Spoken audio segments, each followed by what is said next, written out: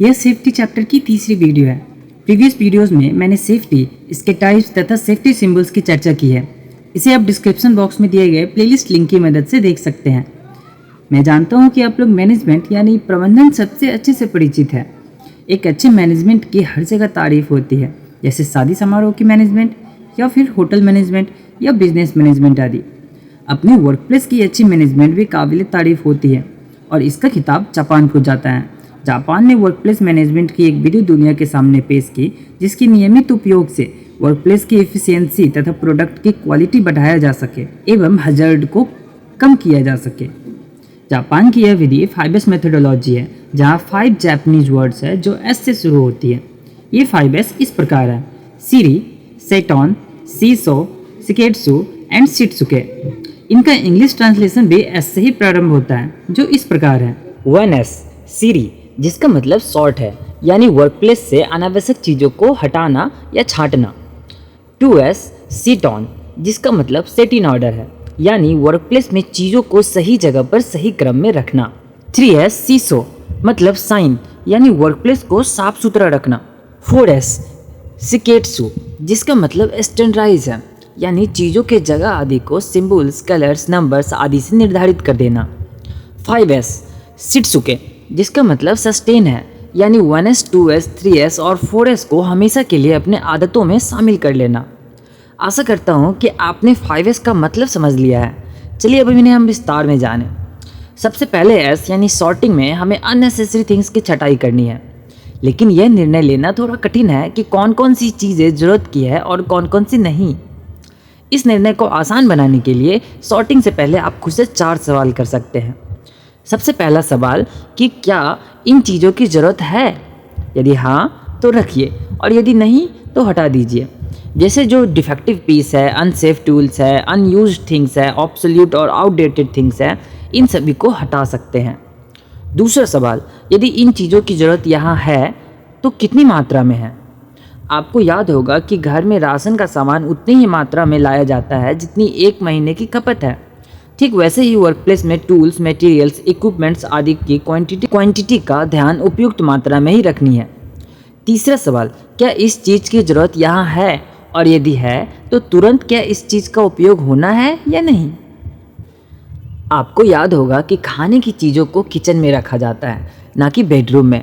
अर्थात वर्कप्लेस में वैसी चीज़ें जिनका जहाँ ज़रूरत है वहीं रखिए, तथा जिन चीज़ों की ज़रूरत तुरंत हो उसे पास रखिए और जिन चीज़ों की ज़रूरत तुरंत ना हो उसके अपने पास से हटा दीजिए। आप चीज़ों को छांटने के लिए रेड टैगिंग का भी इस्तेमाल कर सकते हैं, यानी जिन चीज़ों की ज़रूरत ना हो उन पर रेड टैग लगाकर अन्य जगह पर रख दे। अननेसेसरी थिंग्स को तो छांट लिया, अब ज़रूरत की चीज़ों को सही क्रम में सजाना ही 2S में हम लोग सीखेंगे, यानी सेट इन ऑर्डर में।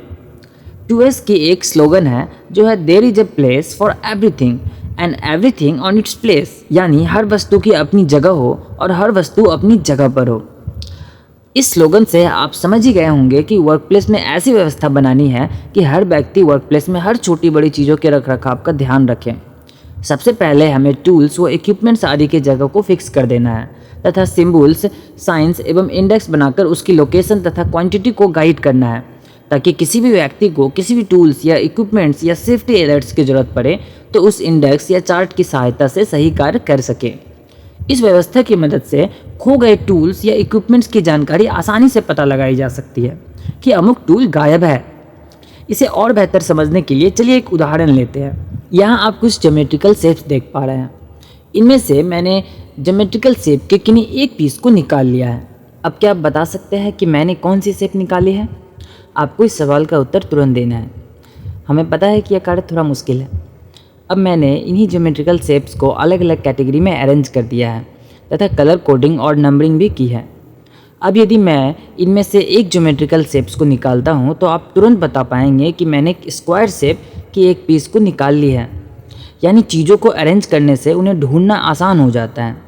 उम्मीद करता हूँ कि आप 2S को समझे होंगे और इसके उपयोग को भी ध्यान में रखेंगे। तीसरा S होता है सीसो या साइन, यानी साफ सफाई। आपको याद होगा कि आप अपने साइकिल या बाइक की रेगुलर बेसिस पर साफ़ सफाई करते हैं तथा उसमें ऑयलिंग भी करते हैं। वर्कशॉप में भी आपको नियमित तौर पर साफ़ सफाई का ध्यान रखना होता है और इसके लिए आप चेकलिस्ट बना सकते हैं जिनमें हमें मालूम रहेगा कि किस मशीन की कितने दिनों के अंतराल पर सफाई करनी है और ऑयलिंग करनी है, तथा किस मशीन की साफ़ सफाई और ऑयलिंग हो चुकी है। आपको पता है कि हर चीज़ के रख रखाव का एक तरीका होता है जिसे हमें लगातार फॉलो करना पड़ता है। 4S यानी शिकेत्सु में या स्टैंडर्डाइज में हमें यही जानना एवं समझना है कि हर कार्य एवं हर चीज़ को रखने का एक स्टैंडर्डाइज बना लेना चाहिए ताकि हम उसे नियमित तौर पर पालन कर सकें। जैसे स्क्रैप मटेरियल को बिन में डालते हैं तो हर बार उन्हें बिन में ही डालना है, ना कि इधर उधर। इस चीज़ को फिक्स कर देना है। मशीनों को हर रोज़ क्लीनिंग तथा ऑयलिंग करने की आदत को फिक्स कर देना है तथा हर रोज़ नियमानुसार इसे क्लीन करना है।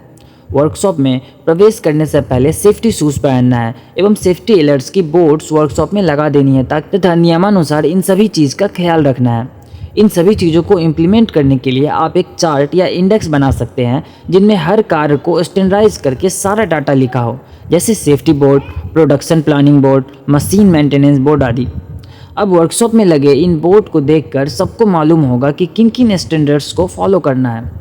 आपको बता दूं कि 5S एक साइक्लिक प्रोसेस है, यानी कभी ना खत्म होने वाली प्रक्रिया। इसलिए हमें इसे अपने आदतों में शामिल कर लेना है, यानी संकल्प कर लेना है इन नियमों को फॉलो करने की। 5S यानी शित्सुके या सस्टेन में यही बात समझनी है। सेल्फ डिसिप्लिन फॉलो करना कहने से कई गुना ज़्यादा कठिन है, इसलिए 5S काफ़ी महत्वपूर्ण है। 5S को इम्प्लीमेंट करने के लिए एरिया या जोन डिवीज़न रिस्पॉन्सिबिलिटी का उपयोग कर सकते हैं। वर्कप्लेस में अलग अलग वर्किंग जोन या अलग अलग कार्य की रिस्पॉन्सिबिलिटी हर रोज़ अलग अलग ट्रेनीज या वर्कर को संभालने देना ही जोन डिवीज़न रिस्पॉन्सिबिलिटी है। इस व्यवस्था से हर ट्रेनीज अपनी जिम्मेदारी को समझते हुए खुद के साथ साथ अन्य ट्रेनीज या वर्कर को भी 5S रूल्स को फॉलो करने के लिए गाइड करेंगे। वर्कप्लेस में कार्य को सुधार को रिकॉर्ड एवं डिस्प्ले करना भी चाहिए ताकि प्रेरणा मिले अपने इम्प्रूवमेंट्स को देखकर और बेहतर कार्य करने की। ठीक वैसे ही बेहतर इन्फॉर्मेशन एंड इम्प्रूवमेंट्स के लिए आप टर्नर टेक चैनल को ज्वाइन कर सकते हैं, जहां आप ITI जॉब नोटिफिकेशन, क्विजेज आदि की लेटेस्ट इन्फॉर्मेशन पाएंगे। त्वरित सुविधा के लिए चैनल की लिंक मैंने डिस्क्रिप्शन बॉक्स में डाल दी है। मैं उम्मीद करता हूं कि आपने 5S के सारे नियम को समझा होगा और इसे अपने वर्कशॉप में इम्प्लीमेंट करने का प्रयास जरूर आप करेंगे। वीडियो में अंत तक बने रहने के लिए बहुत बहुत धन्यवाद। मिलेंगे सेफ्टी चैप्टर के एक नए टॉपिक के साथ, तब तक के लिए जय हिंद।